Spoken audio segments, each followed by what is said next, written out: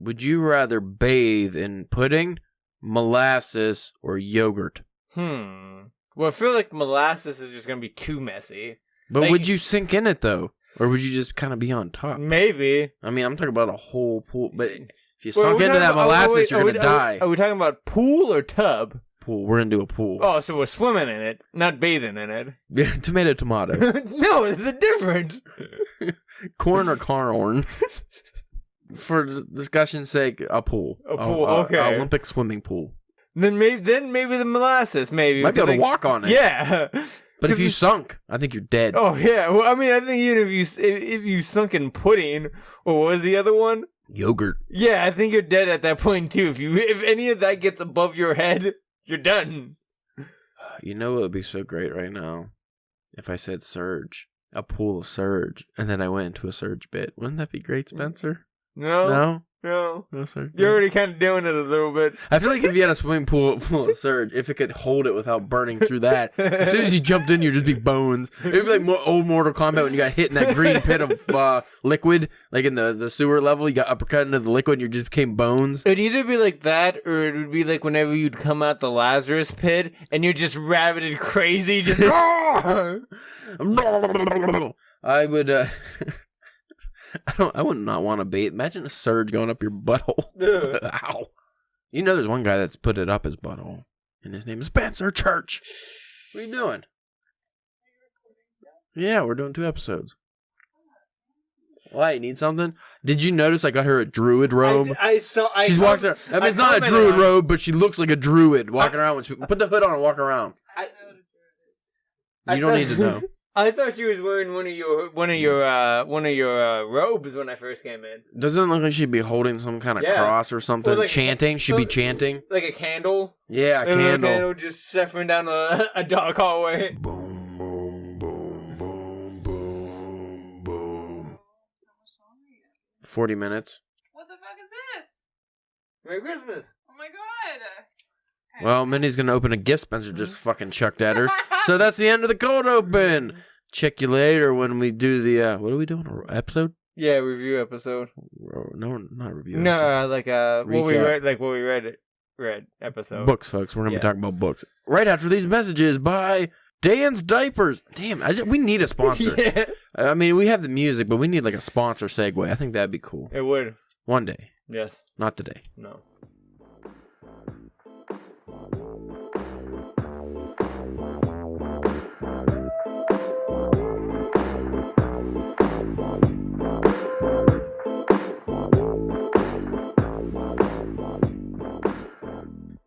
Hi, how you doing? This is the DPW podcast. We got a guest. No, not really, but she's down here for some reason. Like, again, looking like a druid. I'm your host, Caleb James, and this is the Drunken Pen Writing Podcast. Since she's down here, we're going to have Mindy for the 2 Spencer's names. She's going to spin the wheel and land on something. So spin it, and then you got to land on something. Not the ocean. What do you got? Come on now. Can you read? Guwati. That's a... I gotta read this. That doesn't sound right. Guwati. Okay. What is a person from Guwahati? Oh, man. Are you gonna just say China? No, no. No. It is China. It is China, but I'm definitely gonna mispronounce that one. I don't even know if the G sound in China is a G sound in like Mandarin or Cantonese, but I will do my best. I don't know what you do with that. Do you Guwahati. Is that Guwhati? I'm gonna say look how to pronounce it. You know what? Let me look it up. I'm looking it up. You don't get to look it up. I'd say, is this kind of like is she like our version of She would pick the worst thing. That's not China, that's India. I know, but it's close to China. You said China. I feel like a fucking ass. And I looked and I didn't even... Damn it, we got a lot of Indian listeners too. I don't want to upset them by mispronouncing this city. And it's beside the River in North... Pick another one, Mindy. Just spin it again. Spin it again. Pronunciation? No, it does not. So just spin it again. Terrible. Oh, that's bad. She probably landed. Well, she landed on it again over and over. Come on, not that many spins. Use your other hand to stop it. This was a mistake. Kamagooey. Why do you even stop? Kamagooey. That doesn't sound right either. Kamagooey. We should do we should do this every time. Every time. Kamagooey. That. Kamagooey. Kamagooey. Spencer, the Kamagooey come go. I'm gonna do one. No. Goulahang. God, what is happening? This is gonna be 20 minutes of this. Nobody cares. Here's where we're landing. We're on Libya. All right. Libya. So we got Spencer, the Libyan Labia Liquor Church. There you go. We didn't need all this. You didn't put the globe back. I can't look at this. I'll be distracted. I'll be learning about geography. Guwahati.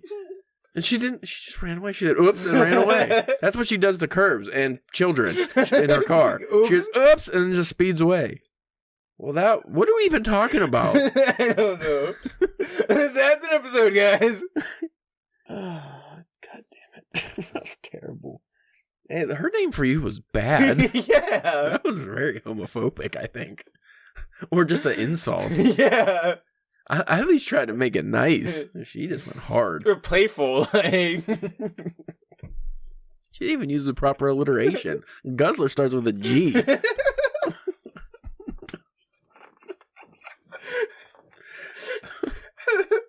So, if you clicked on this little podcast thinking, oh, they're going to talk about books and it's going to be very pleasant. Sorry. Incorrect. The back of my head hurts. That's probably something else. From having to art. It's probably from all the guzzling. Probably. The fucking donkey punch into the back of the head. That was terrible. I don't want to ever do that again, but I also want to do that every episode. Yeah. That's how Surge happened. I was like, I don't like doing this, but I have to. So, going back to our reading list, do you want to start your recap, or do you want me to do mine? Because we have, obviously, things we both read. Well, you go first, and then I'll just go with whatever I have left. Okay. When did we read The Black? That was more than a year ago, I do believe. I have to... Some of these I don't have dates on them for some reason, because Goodreads fucking shits the bed with the dates sometimes. Man, I read a lot of stuff. I read so much stuff last year. You said Conan. Is that what we... Conan was this year? Okay, why is there no... When did we read Claws? Grant Morrison's Claws.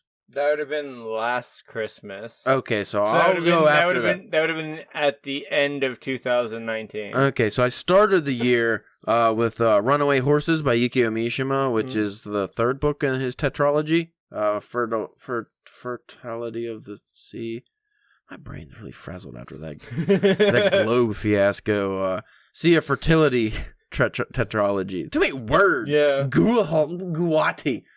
Oh. That's not how you... I know that's not how you pronounce it, because Indians don't pronounce things like Chinese people. And Chinese people don't pronounce things like I pronounce any of that. Yeah. But yeah, I read Runaway Horses, and that was excellent. You got me... I think you got, for Christmas, the complete Clive Barker's The Great and Secret Show, which I found is based on a novel, I believe.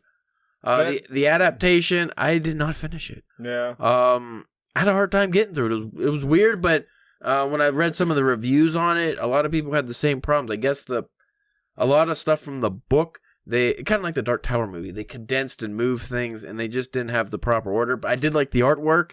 Yeah, because the art was from the guy who did the Lock and Key, right? Yeah. Because I read half of it, and I liked like the gore and stuff in it. It's just the story itself. It was just I didn't know what was happening.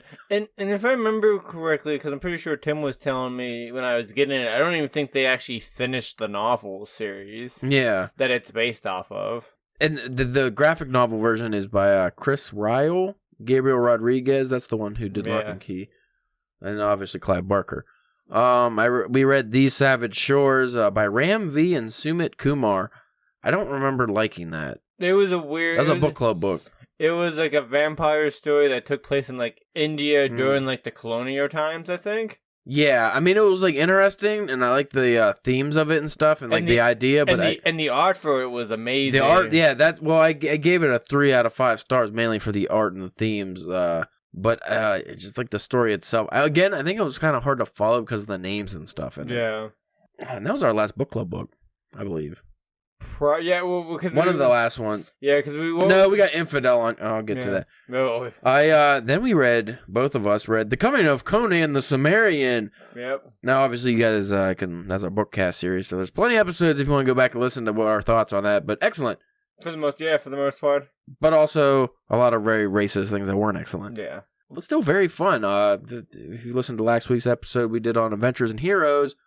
A big part of that, which we forgot to mention on the episode, was the Conan story. Yeah. Like, that was fucking great adventures, and that was the height of escapism during, like, the Depression when those were written. People were obviously wanting to escape. The opposite end of the spectrum of fun adventures. The Road by Cormac McCarthy. I remember you telling me how much you love this book. I really enjoyed the story, but I did not like McCarthy's writing style at all. And I asked on my classic literature group what their opinions on McCarthy, and they were saying, I gotta read Blood Meridian, gotta read all this. And they were telling me all this shit, they're super excited about it. And I was like, but compared to The Road, the writing style, oh yeah, exactly the same.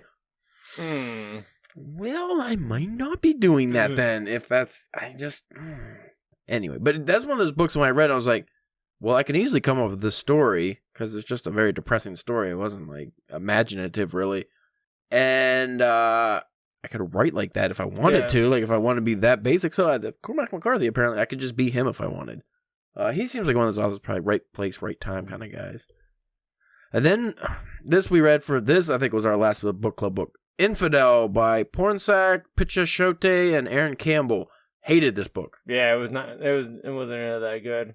This one was like a super progressive, like anti-racism thing or something. Yeah, it was like a demon that was filled by like racism thought. Yeah, which that alone wouldn't kill the book for me, because if it's done well, it's fine. But like, I remember the ending being really shitty, and like all the characters kind of just die or something. Yeah. Or, like most of the characters, and it was just like depressing, and it was like everything was real ham-fisted, like the racism, like it was just a monster that screamed out racial slurs or something. Like I did not care for that.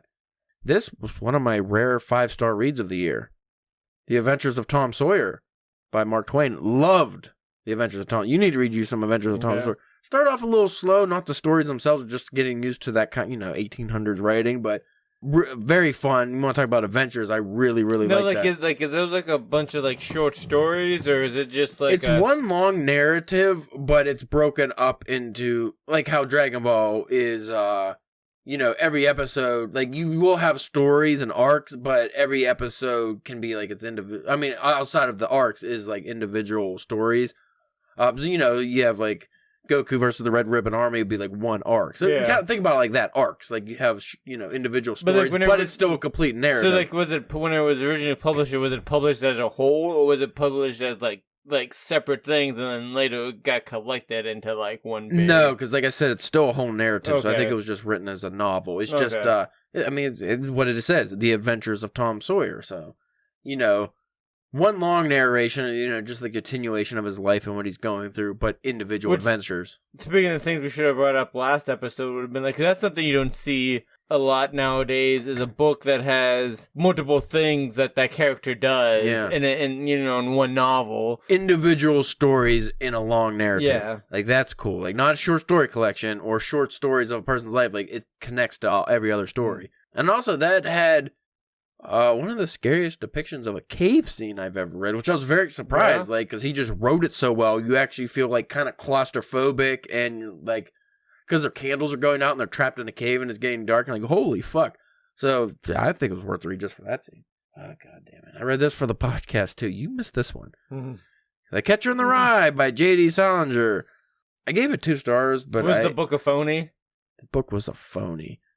You could listen to our inebriated reading challenge episode. We did 2 episodes on this. We couldn't do no more. Not anymore. No more. Because it was shite. I always like listening to those episodes because I'm not involved in those episodes. And it's usually us angry about what we're reading, too. Another 5-star read of the year, To Kill a Mockingbird by Harper Lee. I wish I really would have read this a lot sooner in my life because it was excellent. I really, really enjoyed this. Obviously, something as famous as To Kill a Mockingbird doesn't really need much of a synopsis here, but yeah, that was one of my favorites. We read this together. I gave it a solid 4 stars. The Big Sleep by Raymond Chandler. That was a fun one. That was our first noir that we read, at least on purpose.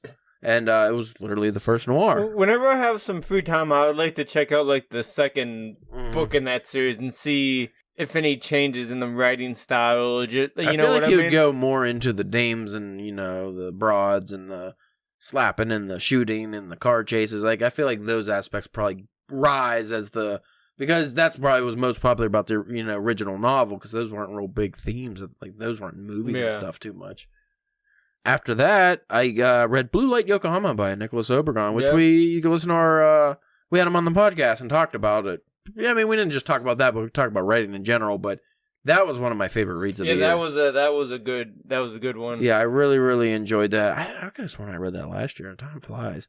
It's weird reading all these things we did on the podcast in the old studio, and it wasn't that long ago. Well, then also too, like this year has been kind of a weird like time vortex that just makes everything weird.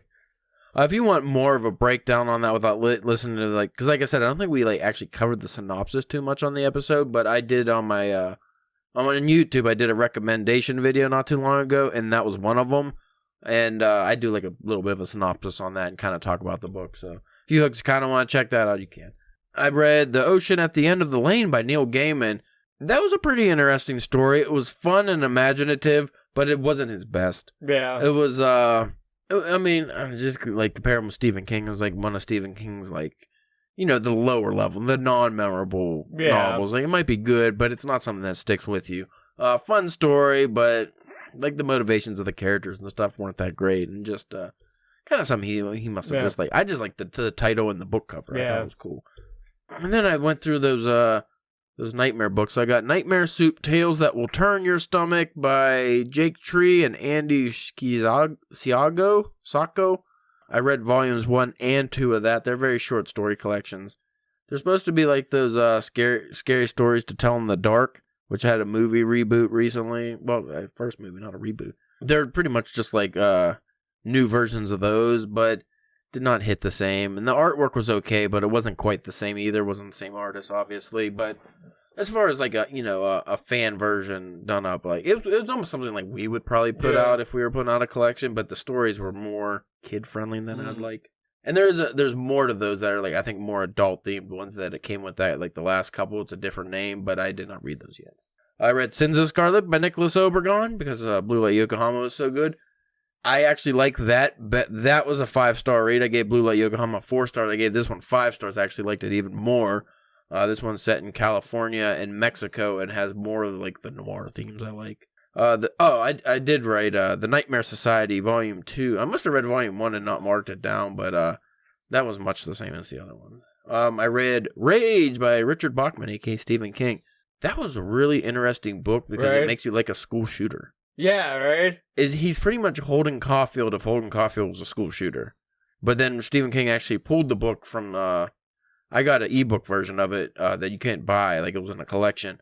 But he pulled that book out of print because he, obviously... Because there was a school, shooting or hostages that the kid said that he credited the story for doing it, so he did it, and he didn't feel comfortable with that, so he pulled it. But that was probably more of a novella than a story. But what was it? 131 pages. I'd say that's a novella, but it was pretty good. Honestly, one of these times, once you get through the Richard Bachman books, we'll have to have an episode between what you think between those style of books and then his because a lot of those, because I don't know if you know, a lot of those Richard Bachman stories, those were written while he was still in school before he got famous. So that's why a lot of them kind of have a lot of this gritty fucked upness to it. And he probably didn't hone his author style yet and stuff. His author's voice, because The Rage wasn't like any other Stephen King book I read. The narrative and the structure was completely different. Next, another 5-star. I read most of my 5-star reads at the beginning of the year, I think. The Hike by Drew McGarry. Yes, that's another We did that on the podcast you can listen to. That was great. I love that book. My sister read that recently. She enjoyed it too. I let her borrow it. She finished that in a couple days. Like, it's one of those ones you just read right through it. It's only like 278 pages, but it is even quicker. And then things plateau went to a grinding halt. This is why my book reading was down by like 25 books this year, at least. Because I read Moby Dick or The Whale by Herman Melville. Give it 1 star. You did have a hell of a time with that thing. 654 pages of misery. I like the first few chapters in the main narrative, but don't read it. Just don't read it. Yeah. You know what? That's one of the few books I'll take. Because normally I'll be like, you might get something out of this, or you might like it. I just say don't read it. Don't read it. Don't fucking waste your time. It sucks. Now, like, is it worth, like, because I know another one of your favorite I'm sure you'll talk about here in a couple minutes is Frankenstein, which is on the most don't read, like. I would say you could read Frankenstein. I just wouldn't recommend it. Yeah. But I could see you getting something from Frankenstein versus Moby Dick. The writing style of Moby Dick, you can get a lot from. It's just, like, the whale stuff. Like, if you can have a abridged version that didn't have all the extra stuff, it'd be great. But the main story just has too much. Next up, I actually lied. I said that Runaway Horses. That was the second book of the tetralogy because I read The Temple of Dawn by Yukio Mishima, which was the third book in the tetralogy, which I'm going to be reading the fourth one, the final one this winter here. But this book I did not care for as much as the last one. I gave it like 4 stars because I like his writing style a lot. It was, what was this? 336 pages, but it took me maybe a month to get through because it was just, not that it was a challenging read. I found it like falling asleep. Not because it was boring. Just, it was like when you watch some black and white movies that might be really good, but for some reason, just like that black and white messes with you. Sometimes you just get like, or like those, like 12 Angry Men or something. You could be like really engaged in the movie for a minute, but then you just kind of like doze off a little bit, even though you're liking it. It was just like one of those. It was more like a relaxed read. Probably a better winter read, and honestly. I read that in the summer, I think. And then we read this together. The Acts of King Arthur and His Noble Knights by John Steinbeck. Yeah. Just listen to our episode on it. You don't have to. Yeah. You don't have to. You know what? Don't even do that. Don't even listen to that episode unless you want to hear Spencer go on and on about questing. Because he loves questing so much. Like, he loved it. I never heard of a guy love King Arthur stories as much as Spencer. Yes.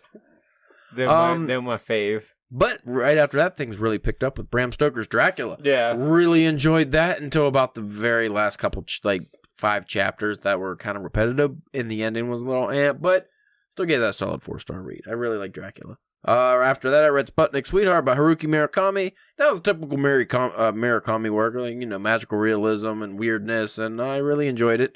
I'd recommend not being your starter Murakami, but if you want to taste, you could read it. You're not gonna. It wouldn't make you not want to read his other work if you read this, or make you want to read his other work. It's just kind of a run of the mill story, I guess, for him.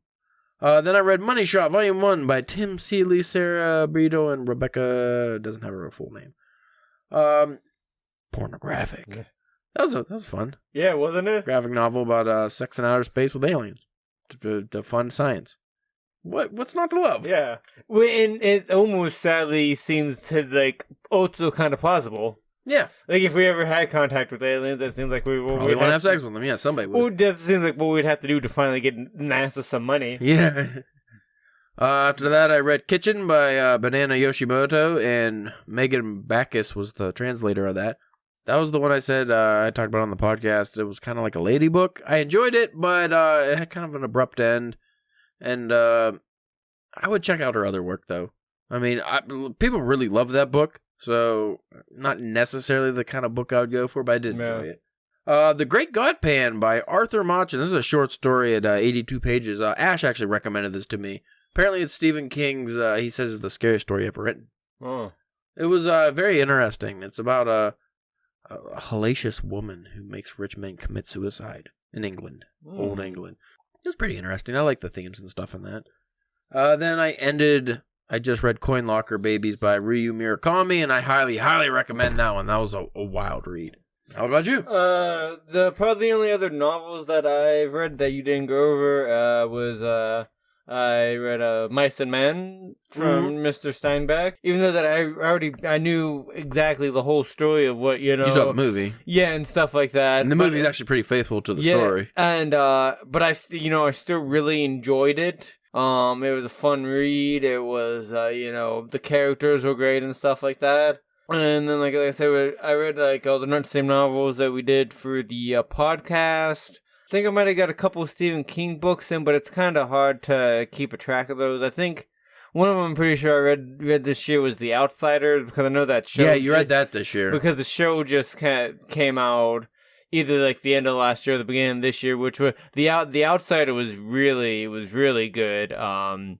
One thing I don't think Stephen King gets enough credit for is like his crime fiction. Mm-hmm. I think he does a really good job of that kind of stuff. Did you read any Joe Hill this year? The last Joe Hill I read was Nosferatu. That was last year. But I think that was last year, yeah. No, obviously we're not going to mention your graphic novels and stuff because that'd be... Well, I got a couple... Well, you can mention the top. I mean, you don't want to get too numerous. I got a couple, and I'm only mentioning these ones because they were big, longer series, like complete series that I've read. So I'll get into those real quick. The Boys by Garth Ennis and Derek Robertson. Heard that's really good.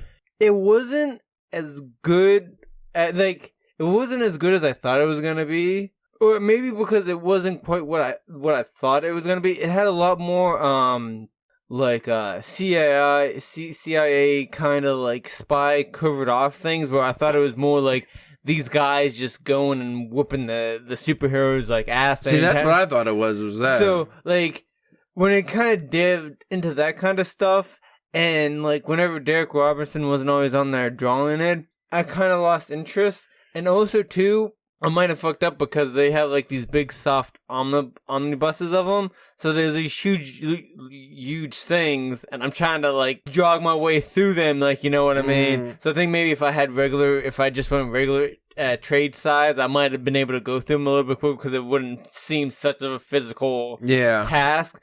But it definitely kind of pulled it out at the end, and it would definitely, especially like if you're a fan of the show. I haven't watched the show, but I heard that they veer enough to where you could probably read, even if you watched it already and you read this, you could probably get a different experience out of it. Mm-hmm.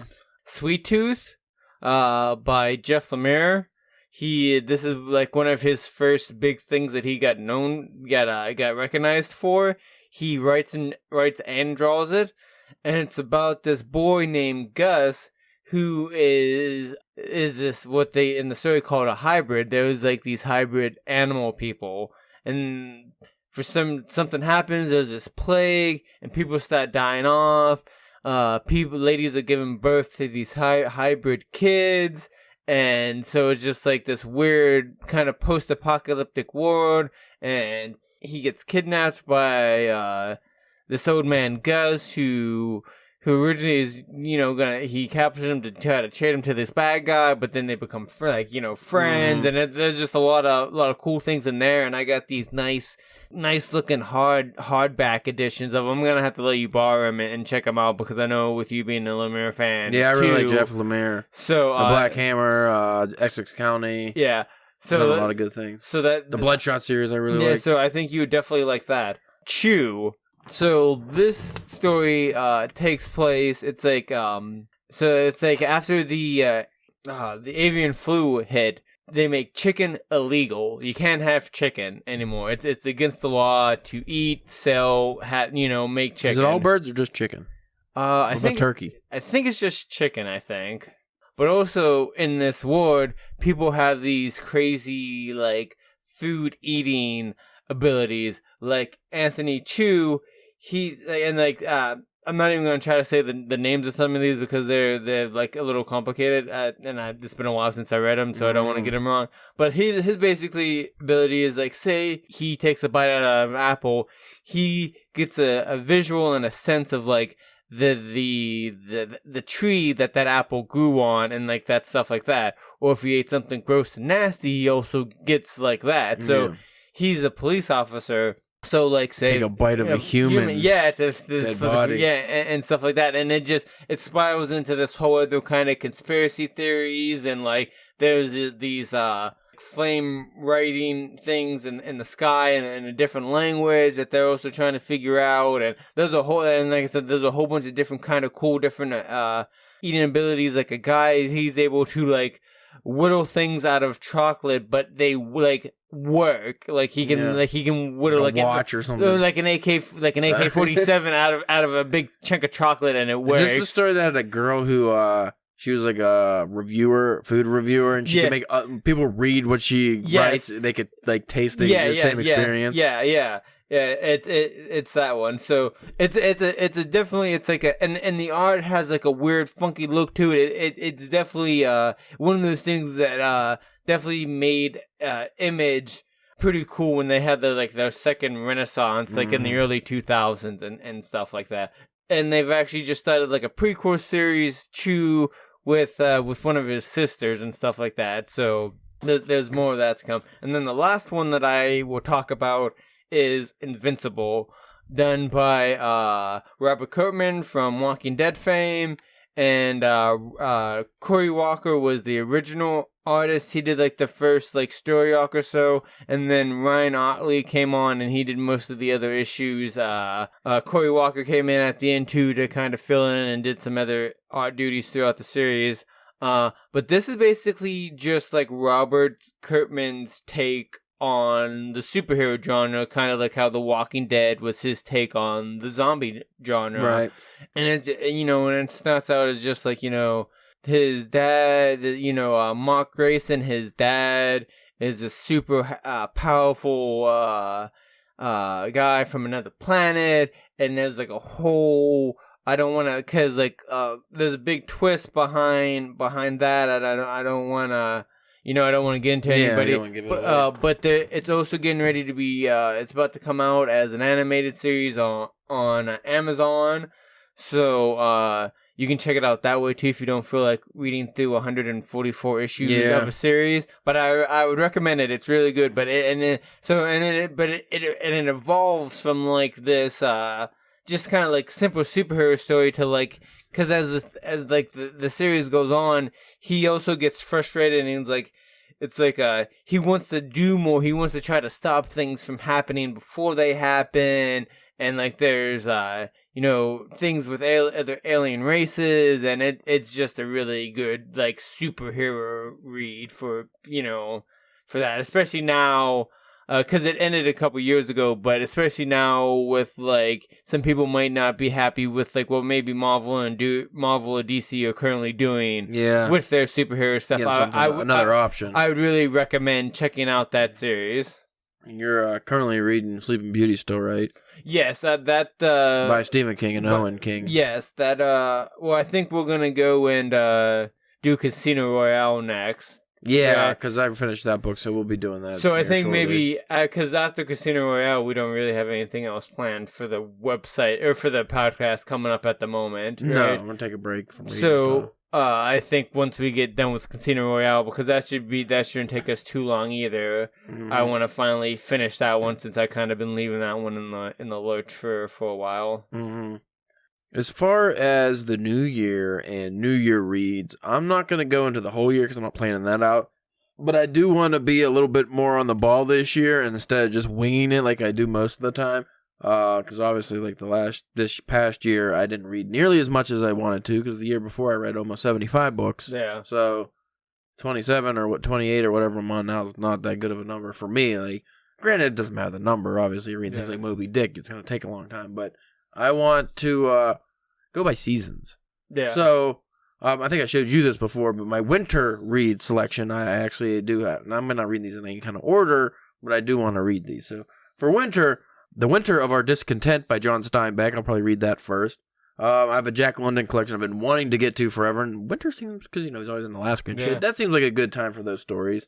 And I think it's like 4 or 5 novels in that, too. So that's not just, it's a collection. They're novels. I'll probably read them all. Oh, yeah, I'm going to say, you're going to try to read, like, the whole collection, or you're going to, like, read one of the novels, go to something else, come back. I might do that. I don't know Jack London's writing style because I haven't read him before. So, if it's boring or, just one of those things like where... tedious. Yeah, I'll probably give it breaks like that. And I don't have it on my list, but that Irish folklore collection. I'll probably be reading that throughout this as well. Like, because you could read a couple of those. Well, that's what I've been doing up to this point. I really, really like those. A lot of those are really fun. That'd be a good just keep by the shitter, read. Well, for me, it's by my bed, but the Spencer, he spends more time in the shitter apparently. So to each their own. Then I have The Decay of the Angel by Yukio Mishima. That's the finale of the tetralogy. It's the one he finished, and then the next day tried to overthrow the government, and then committed seppuku, cut his guts out, and had his friend cut his head off in the Capitol building or something. Wild life. And then we're going to be also reading Casino Royale by Ian Fleming, which actually that's going to be the next read. I'm going to try to read that in a couple days. Then my Norse Mythology collection by Neil Gaiman that you picked me up so graciously. So I'm really looking forward to that one. That might be another one where I read like that Irish collection where I read like, a couple stories here or there. And then my possible reads, depending on time, because winter is only so long, and I'm definitely only going to read one of these if I do read any of these. Yeah. Anna Karenina, I think that's Tolstoy. That's thick, girthy mother. War and Peace, it's also Tolstoy, right? I don't know. You mean you don't know? I don't know. It's not Dostoevsky. Let me look, because I don't want to sound like a fucking dollar. I don't know why I forget the name all of a sudden. God damn it. Damn it. You whore. Yeah, it's Tolstoy. Sometimes you second guess yourself on these things, Spencer. When you're talking fine society there. That's because I think the classic group's been talking about Dostoevsky a lot lately for some reason. I got confused. But I know that was Tolstoy. Which a lot of Russian literature fans rank him above Dostoevsky. I only read The Idiot by Dostoevsky. Not The Idiot. Notes from the Underground. And the first half of that... So I can't use that title for my autobiography now? The Idiot? Yeah. Probably his autobiography. I don't see. Just Idiot, not the. Okay. Just Idiot. So yeah, War and Peace. The Count of Monte Cristo. Yeah, that might be fun adventuring. Is that Hugo? Is that who wrote that? No, that's Les Miserables. Oh god damn it! Who wrote The Count of Monte? Fuck. Oh. Well, I'm over here. Okay. Oh, where's that girthy motherfucker? Oh, yeah. I knew that. I knew that. Why do I keep doing that? It's Alexander Dumas. Yeah, duh. It's not Hugo. Duh. Alexander Dumas. Dumbass. F. Scott Fitzgerald collection, which I'll probably just read some stories and stuff out of that. I won't finish the whole thing. I feel like I would get really tired of his writing style after a certain point. I do want to read, what is it, Paradise or something or other. This Side of Paradise. I heard that's like actually better than The Great Gatsby. According to a lot of real readers, snobbery, nosed up kind of folks, not high school teachers. And then which honestly is probably the one I'm gonna actually read out of these is The Adventures of Huckleberry Finn. Yeah, because I've been wanting to read that. Did you ever get around to reading pulp yet? No. I'm not counting the graphic novels as the books. I could read those anytime. Well, I'm just saying, when we were talking about the stuff, you brought up some graphic novels. Well, I just brought those up because we did those for book clubs. Yeah. I didn't bring up any of the ones I read on my own. Just the ones I read on the book club. You read some on your own? Yeah. Oh. Don't you see my... Oh, I have them all in a box. Those boxes that used to be on my shelf. Yeah. Read all of those. Okay. This year, probably not. Read something. I got Swamp Thing over there, too, I want to read. Fucking books, man. Should I read 1984 as well? Yeah, might as well. You know what I'm going to read? The fucking West collection you got, The Journey to the West. Yeah, I'm just going to read those and take 6 years of my life. That's right. You know what? Fuck it. I'll just, I'll read In Search of Lost Time by Proust. That's only like 1,000,000 words. Well, didn't you say something about you wanted to read the Lord of the Rings trilogies too? That would be like a weekend read compared to In Search of Lost Time. In Search of Lost Time probably is a reflection of the time you lose reading that. Let me see how many pages that is for you. Just give you a figure. People say it's really good. I heard it's I think it's Norm Macdonald's favorite book, which is saying something. He's a big reader. In Search of Lost Time. I hate this fucking autocorrect. They put it in 6 volumes, by the way, because apparently it's easier to read in 6 volumes. 4,211 pages novel. That's a lot. Yeah, so that's a lot. That'll take more than a couple days. Anyway, folks, That's our reading recap big time. If you have books that you've been reading and want to talk about, feel free to reach out to us on drunkenpenwriting.com. You can reach out to us also on the gram at drunkenpenwriting. I'm doing it out of order. Twitter is where we're actually on more often, which is drunk pen writing. That one we can't have the end. It's just gotta be drunk pen writing, not drunk pen writing, because fuck character list. I don't know, fucking butt sex, all that stuff. And then Facebook drunk pen writing. So happy New Year. I hope 2021 brings you everything you ever wanted. I hope the pandemic ends in one day, and peace be unto you and your brothers and sisters and others. Also, check out Spencer's OnlyFans. It's getting pretty spicy. Woo, yeah. You'll have to find that on your own, though. I'm not gonna shout that out. We don't need that many people going on there. If you really want to see it, you'll find it. You'll find it. It's neat, especially now that Pornhub got rid of most of their videos. You need this content because it's nasty, real nasty.